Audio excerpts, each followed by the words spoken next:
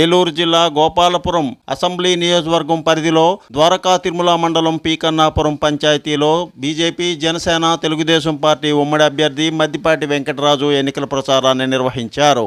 ఈ కార్యక్రమంలో గోపాలపురం జనసేన పార్టీ నాయకుడు దొడ్డికర్ల సువర్ణరాజుతో పాటు కార్యకర్తలు, నాయకులు, అభిమానులు అధిక సంఖ్యలో ఈ ప్రచారంలో పాల్గొన్నారు.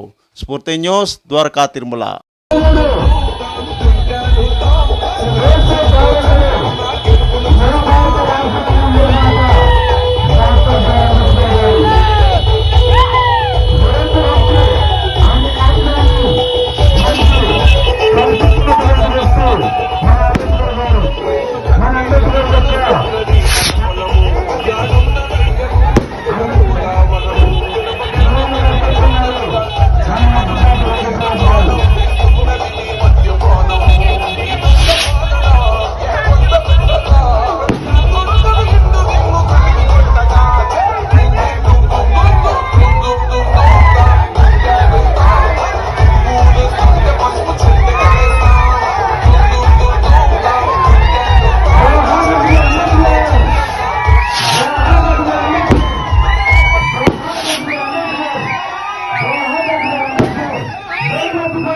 ఇప్పుడు లెక్కర్ షాపులను ప్రభుత్వం నడిపిస్తుంది. ఆ విధానాన్ని రద్దు చేస్తూ భవిష్యత్తులో ఈ గోపాలపురం నియోజకవర్గానికి 200 మద్యం షాపులుంటే, మళ్ళీ చెప్తున్నాం తల్లి, గోపాలపురం నియోజకవర్గంలో 200 మద్యం షాపులుంటే అందులో 20 షాపుల్ని గౌడ సోదరులకి రిజర్వేషన్ చేసి ఇస్తున్నాం. మీరు సంఘాలుగా ఏర్పడి ఆ 20 లిక్కర్ షాపుల్ని మీరే నడిపించుకుంటారు. దాని నుంచి వచ్చే లాభాలని మీరే అనుభవిస్తారు. వెంకటరాజు అన్న పైసా కూడా పర్సంటేజ్లు అడగడు. అవసరమైతే ఎవరినో గడ్డమో చేతిలో పట్టుకుని 10 రూపాయలు పెట్టుబడి పెట్టిస్తాను మీకు. శ్రీకాకుళం జిల్లా పాతపట్నం అసెంబ్లీ నియోజకవర్గం ఉమ్మడి అభ్యర్థి మామిడి గోవిందరావు ఆధ్వర్యంలో సుబ్బలయ్య R&Rకు చెందిన పలువురు నిర్వాసితులు తెలుగుదేశం పార్టీ తీర్థం పుచ్చుకున్నారు.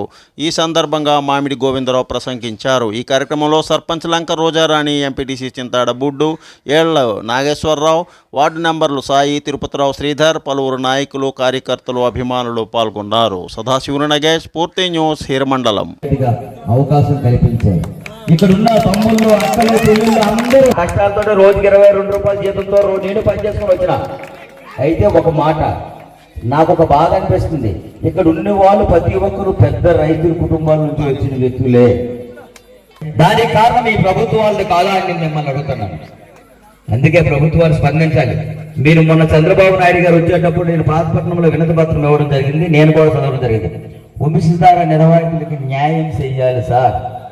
ఈ జగన్మోహన్ రెడ్డి పరిపాలనలో 2013 చట్టం అమలు చేస్తారని చెప్పి మా ప్రజల్ని, వంశధార ప్రజల్ని, ఆంధ్రప్రదేశ్ ప్రజలందరూ మోసం చేసాడు అనుకోండి. కానీ నిర్దాక్షిణ్యంగా వంశధార నిర్వాహిత అన్ని రకాలుగా ఇబ్బందులు చాలా వరకు ఉన్నాయి. అలా దానికి తన వంతుగా మేమందరం మీకు సపోర్ట్ చేస్తాం.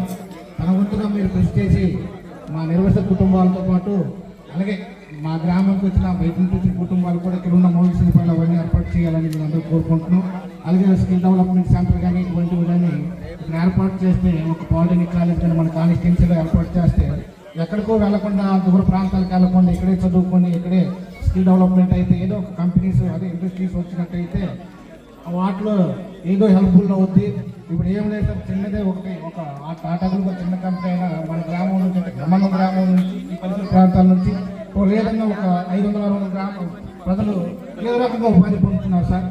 అలాగే ఇప్పుడు మా నియోజకవర్గంలో ఎక్కడైనా ఒక ఇండస్ట్రీ కారిడార్ తీసుకొచ్చి ఇండస్ట్రీ డెవలప్మెంట్ చేస్తే మన పిల్లలందరూ ఉపాధి పొందుతారు. మరి మీకు తెలిసిందే, మరి మీరు కూడా ఒక సామాన్యం నుంచి వచ్చారు.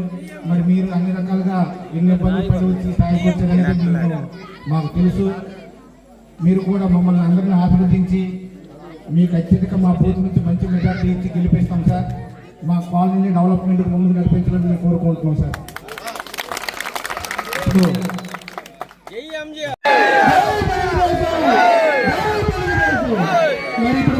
నేను అక్కడికి వచ్చి చూసాను. నేనే బాధపడ్డా. పవర్ లేదు, కనీసము వాళ్ళకి చిన్న చిన్న గుడిసెలు అంటే మరీ దారుణం అన్నమాట. కొంతమంది టెంటలతో కట్టుకుని చాలా ఆ R&R వెళ్ళి చూశాను నేను.